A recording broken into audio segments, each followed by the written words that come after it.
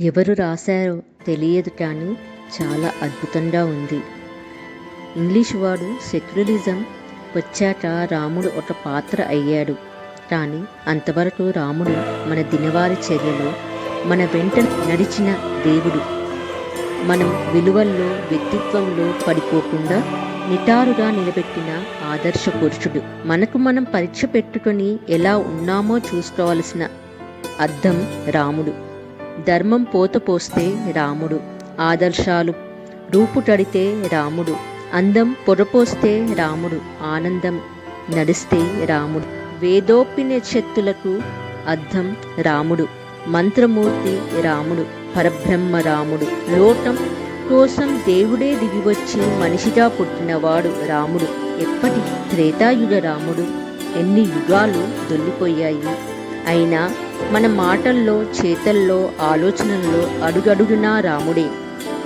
చిన్నప్పుడు మనకు స్నానం చేయించగానే అమ్మ నీళ్లను సంప్రోక్షించి చెప్పిన మాట శ్రీరామ రక్ష సర్వజగత్ రక్ష. బొజ్జులో ఇంత పాలు పోసి ఉయ్యాలలో పడుకోబెట్టిన వెంటనే పాడిన పాట రామలాలి మీద శ్యామలాలి.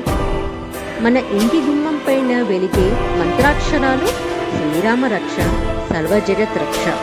మంచో చెడో ఏదో ఒకటి జరగగానే అనాల్సిన మాట అయ్యో రామా.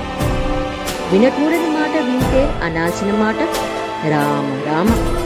భరించలేని కష్టానికి పర్యాయ పదం రాముడి కష్టం. తండ్రి మాట జవదాటని వాడిని పొడడాలంటే రాముడు. కష్టం గట్టెక్కే తారక మంత్రం శ్రీరామ. విష్ణు సహస్రం చెప్పే తీరిక లేకపోతే అనాల్సిన మాట శ్రీరామ రామ రమేతి. అన్నం దొరకపోతే అనాల్సిన మాట అన్నమో రామచంద్ర. వయసుడిగిన వేళ అనాల్సిన మాట కృష్ణారామ. తిరుగులేని మాటకు రామబాణం. సకల సుఖశాంతులకు పాలనకు పర్యాయ పదం రామరాజ్యం. ఆదర్శమైన పాలనకు రాముడి పాలన. ఆజానబాహుడిని పోలికకు రాముడు. అన్ని ప్రాణులను సమంగా చూసేవాడు రాముడు. రాముడు ఎప్పుడూ మంచి బాలుడే.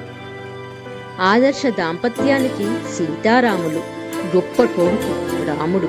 అన్నదమ్ముల అనుబంధానికి ప్రతీక రామలక్ష్మణులు. గొప్ప విద్యార్థి రాముడు. వశిష్ఠ విశ్వామిత్రుడు చెప్పారు. మంచి మిత్రుడు రాముడు. గుహుడు చెప్పాడు. మంచి స్వామి రాముడు. హనుమ చెప్పారు. కళ్ళున్నందుకు చూడాల్సిన రూపం రాముడు. నోరున్నందుకు పలకాల్సిన నామం రాముడు. చెవులున్నందుకు వినాల్సిన కథ రాముడు. చేతులున్నందుకు కొట్టాల్సిన దేవుడు రాముడు. జన్మ తరించడానికి రాముడు రాముడు రాముడు. మనం గమనించం కానీ భారతీయ భాషలను అన్నిటిలో రామాయణం ప్రతిఫలిస్తుంది, ప్రతిబింబిస్తూ ఉంటుంది. తెలుగులో కూడా అంతే. ఎంత వివరంగా చెప్పినా అర్థం కాకపోతే రాత్రంతా రామాయణం విని పొద్దునే సీతకు రాముడు ఏమవుతాడని అడిగినట్లు ఉంటుంది. చెప్పడానికి వీలు కాకపోతే అబ్బో అదొక రామాయణం. జవదాటడానికి వీలైన ఆదేశం అయితే సుగ్రీవాజ్ఞ, లక్ష్మణ రేఖ. ఎంతమంది ఎక్కినా ఇంకా చోటు మిగిలితే అదొక పుష్పక విమానం. కబలించే చేతులు, చేష్టలు, కబంధ హస్తాలు.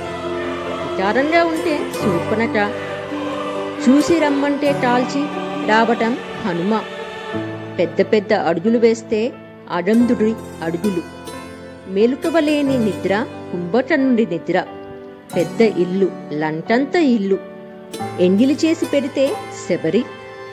ఆడవారి గురించి అసలు ఆలోచన లేకపోతే ఋష్యశృంగుడు. అల్లరి మూటలకు నిలయం కిష్కింద. విషమ పరీక్షలన్నీ మనకు రోజు అగ్ని పరీక్షలే.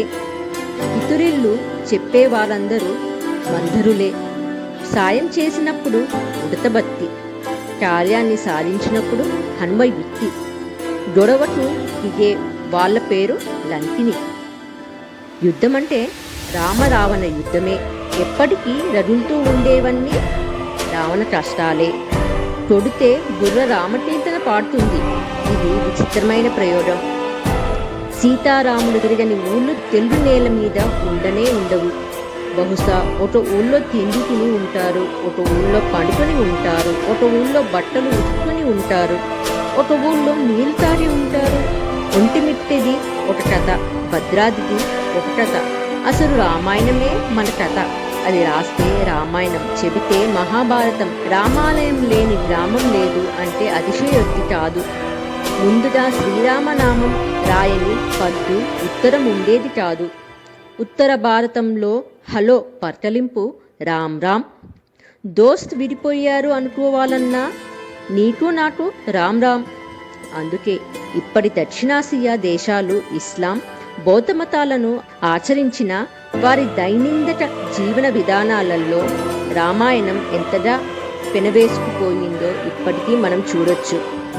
రామాయణ కథలు మనకంటే చక్కగా ముస్లిం మెజారిటీ దేశమైన ఇండోనేషియాలో ప్రదర్శిస్తున్నారంటే రామాయణం విశిష్టత వేరుగా చెప్పనక్కర్లేదు.